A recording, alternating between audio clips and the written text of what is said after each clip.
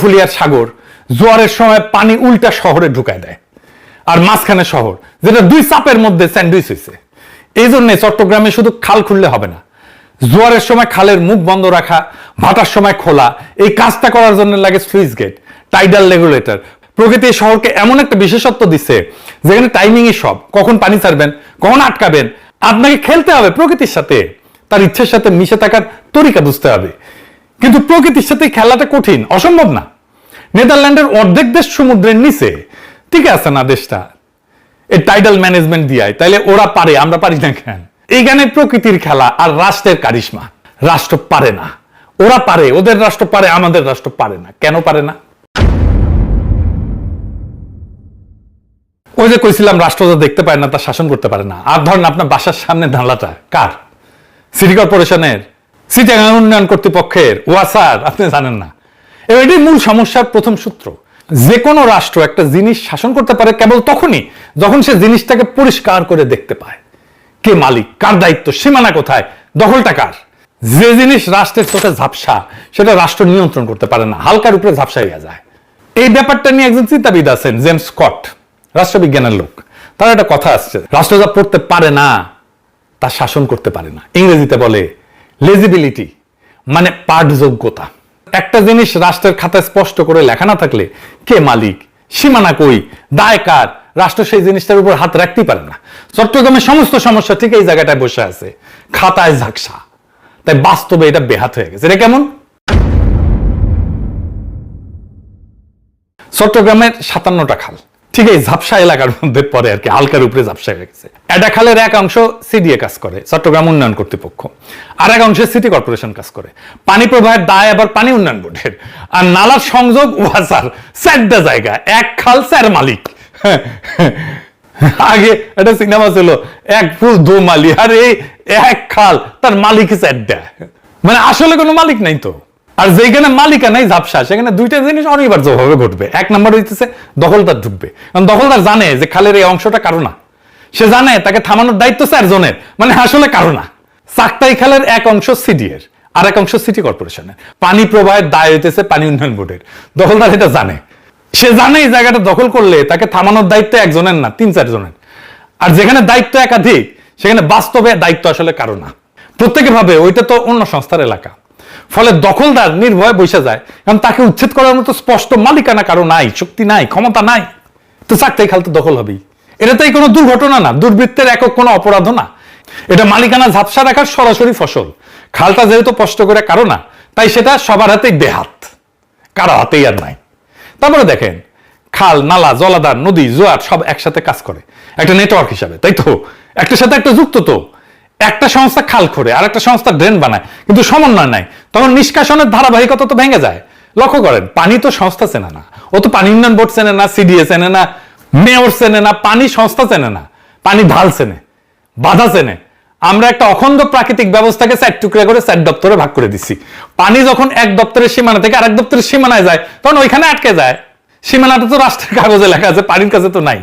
আরো জটিল একটা সমস্যা আছে, সেটা কি?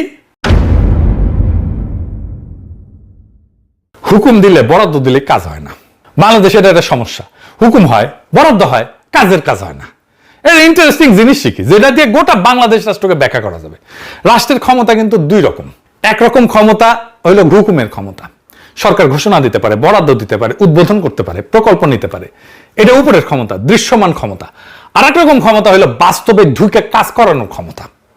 সমাজের রন্ধ্রে রন্ধ্রে ঢুকে আসল জিনিসটা ঘটানো। খালটা আসলে খনন হইল কিনা, গেটটা আসলে ঠিক মাপে বসলো কিনা, দখলদার আসলে উঠলো কিনা, এইটা হইতেছে আর এক ক্ষমতা। সমাজবিজ্ঞানী মাইকেল মান এই 2 ক্ষমতাকে আলাদা নাম দিচ্ছেন। উপরের হুকুমটাকে বলছেন ডেসপোটিক পাওয়ার, আর সমাজের রন্ধ্রে রন্ধ্রে ঢুকে বাস্তব কাজ করার ক্ষমতাটাকে বলছেন ইনফ্রাস্ট্রাকচারাল পাওয়ার। বাংলাদেশ রাষ্ট্রের রোগটা হইতেছে ডেসপোটিক পাওয়ার আছে, থাকে 16 আনার উপরে 18 আনা থাকে, কিন্তু ইনফ্রাস্ট্রাকচারাল পাওয়ার একেবারে 0। চট্টগ্রামের ট্র্যাজেডি হলো এখানে যে ডেসপোটিক পাওয়ার একদম উপসে পড়তেছে। মানে হুকুমের ক্ষমতা আকাশ ছোঁয়া, আর দ্বিতীয় ক্ষমতা মানে বাস্তবায়নের ক্ষমতা, ইনস্টিটিউশনাল পাওয়ার, এটা 0। প্রমাণ দিই এটা। দেখেন, কাগজে সিডিএর মূল প্রকল্পের অগ্রগতি 94.6%, মানে পুরাই হয়ে গেছে। 12 পারা খাল 95%, এটা খনন হয়েছে, সড়ক প্রকল্প 93%, নথিপত্রে প্রায় শেষ। এটা হুকুমের ক্ষমতার ভাষা, কাগজের সাফল্য। এখন বাস্তবে দেখেন কি হয়েছে, 90% সম্পন্ন প্রকল্পে 14টা সুইচ গেট এখনো নির্মাণই হয় নাই। আর অনেক জায়গায় খালের ভিতরে বাধা দূর করা হয় নাই, ফলে পানি বাইরে হইতে পারতেছে না।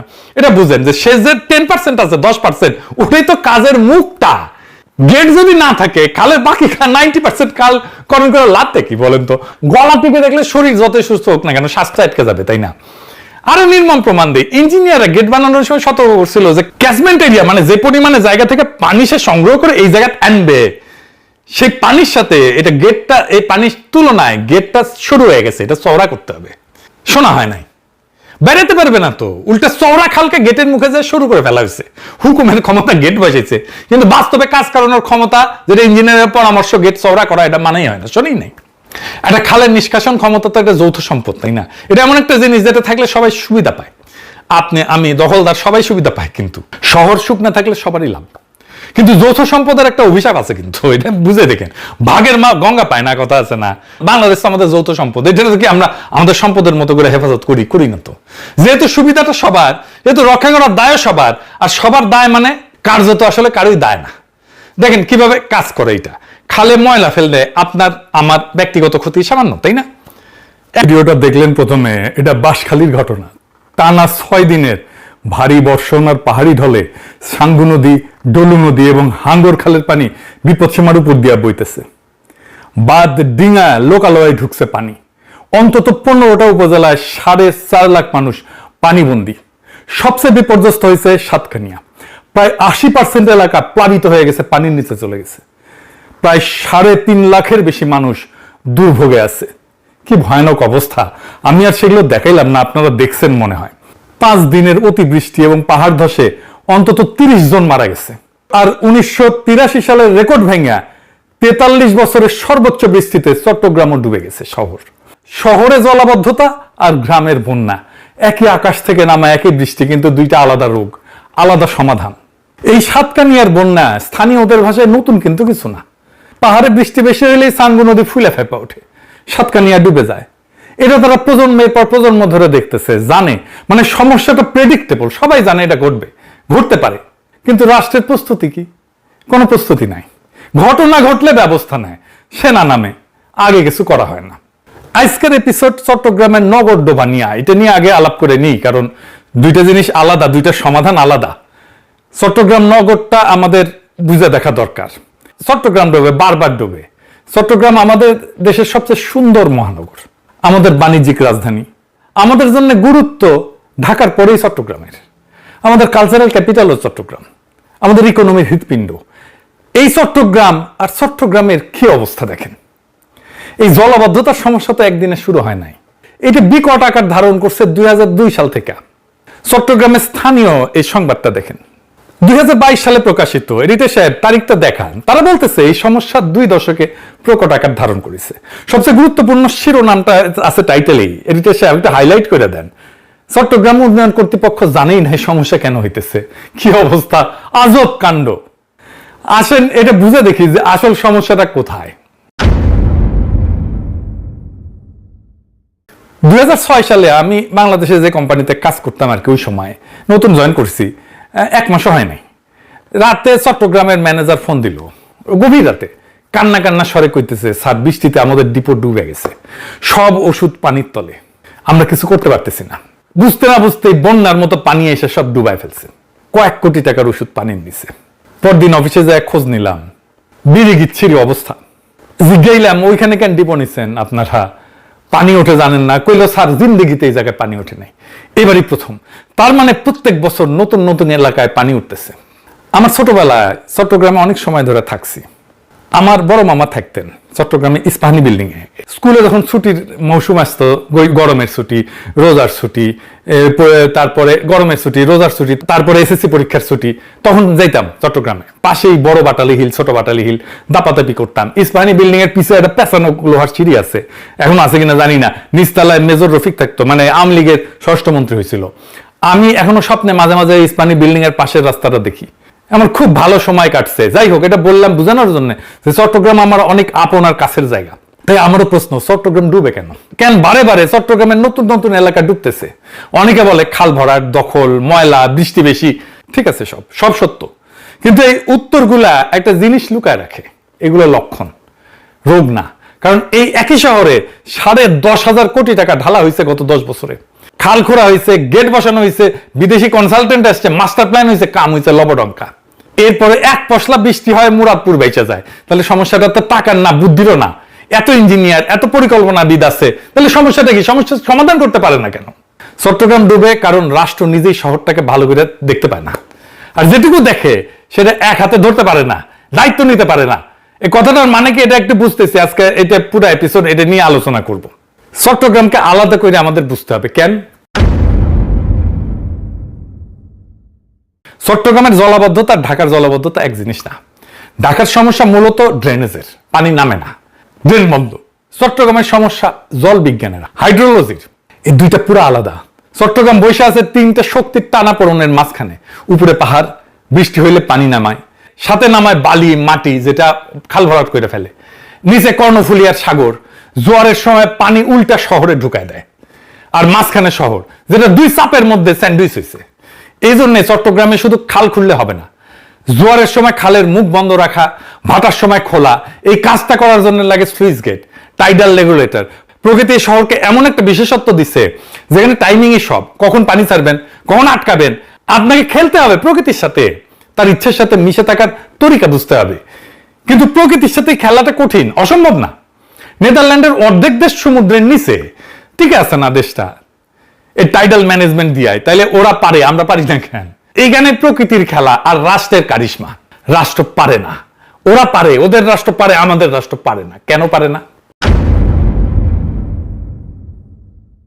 ওই যে কইছিলাম, রাষ্ট্র যা দেখতে পায় না তা শাসন করতে পারে না। আর ধরেন আপনার বাসার সামনে ধানলাটা কার?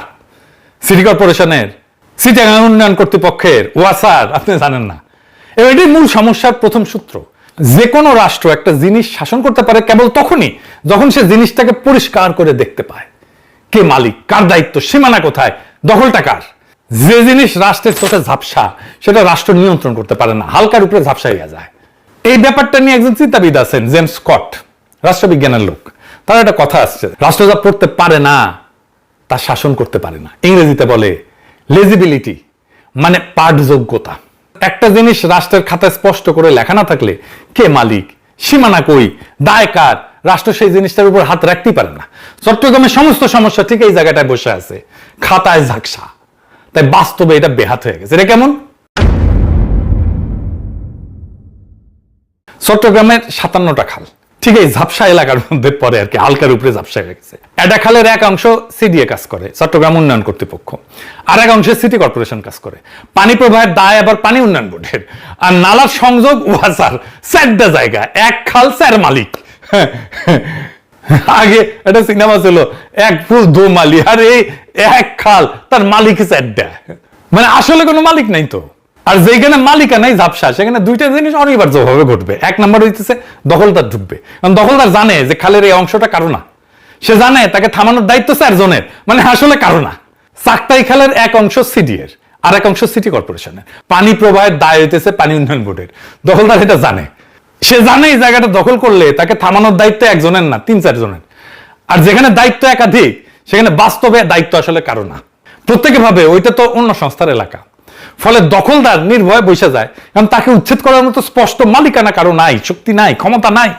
তো চাকতাই খাল তো দখল হবেই। এটা তাই কোনো দুর্ঘটনা না, দুর্বৃত্তের একক কোনো অপরাধ না। এটা মালিকানা ঝাপসা রাখার সরাসরি ফসল। খালটা যেহেতু স্পষ্ট করে কারো না, তাই সেটা সবার হাতেই বেহাত, কারো হাতেই আর নাই। তারপরে দেখেন, খাল, নালা, জলাধার, নদী, জোয়ার সব একসাথে কাজ করে একটা নেটওয়ার্ক হিসাবে, তাই তো?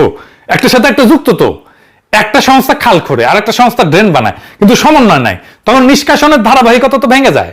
লক্ষ্য করেন, পানি তো সংস্থা চেনে না, ও তো পানি উন্নয়ন বোর্ড চেনে না, সিডিএ চেনে না, মেয়র চেনে না, পানি সংস্থা চেনে না। পানি ঢাল চেনে, বাধা চেনে। আমরা একটা অখণ্ড প্রাকৃতিক ব্যবস্থাকে 4 টুকরা করে 4 দপ্তরে ভাগ করে দিচ্ছি। পানি যখন এক দপ্তরের সীমানা থেকে আরেক দপ্তরের সীমানায় যায়, তখন ওইখানে আটকে যায়। সীমানাটা তো রাষ্ট্রের কাগজে লেখা আছে, পানির কাছে তো নাই। আরো জটিল একটা সমস্যা আছে, সেটা কি?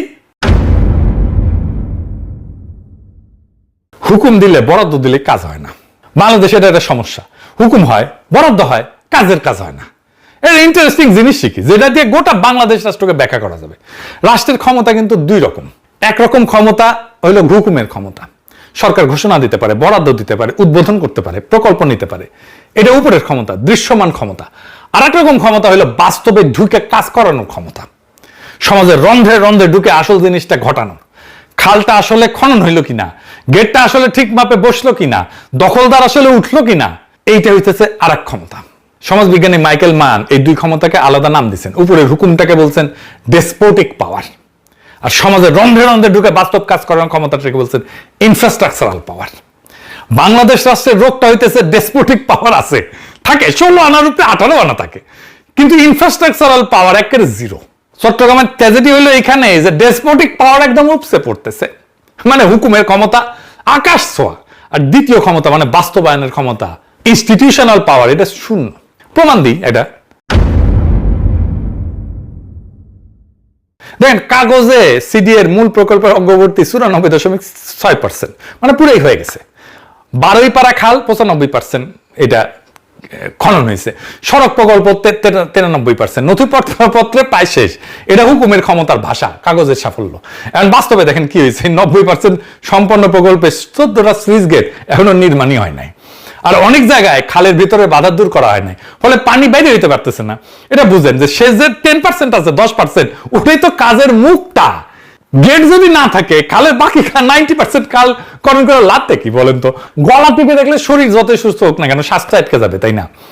আরো নির্মম প্রমাণ দেয়, ইঞ্জিনিয়াররা গেট বানানোর সময় সতর্ক করছিল যে ক্যাচমেন্ট এরিয়া, মানে যে পরিমাণে জায়গা থেকে পানি সে সংগ্রহ করে এই জায়গায় আনবে, সেই পানির সাথে এটা গেটটা, এই পানির তুলনায় গেটটা শুরু হয়ে গেছে, এটা চওড়া করতে হবে।